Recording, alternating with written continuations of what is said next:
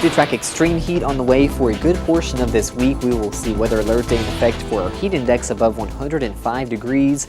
Already today, an excessive heat warning in effect. This is going to last through Thursday here of this week.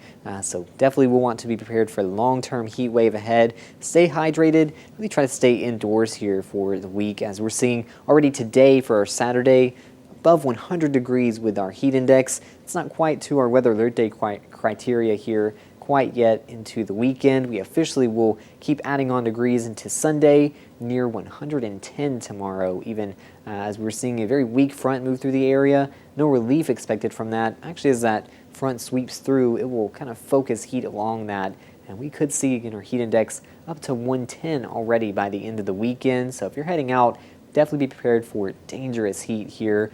Area-wide, we have that excessive heat warning in effect for almost the entire state of Missouri, and nearly the entire Midwest will be under this heat dome here as we head into this week ahead. We'll continue to follow this here again for a good portion of this week. That excessive heat warning through Thursday, as we will see this high pressure here nearly directly overhead. That's where we're near or above 105 degrees, and this still could be with us late week, but the system does look to back off somewhat as we approach next weekend. And that's next weekend where we're finally seeing that somewhat back down, but still it will be leaving us very dry here and very hot, as that high pressure is centered about right overhead. You can see most all the rest of the country will be seeing rainfall except for the middle of the U.S. here right over us, as we're seeing those drier conditions. Still expecting almost historic rainfall across portions of Southern California. That's where current Category 4 Hurricane Hilary is pushing north. It is expected to weaken.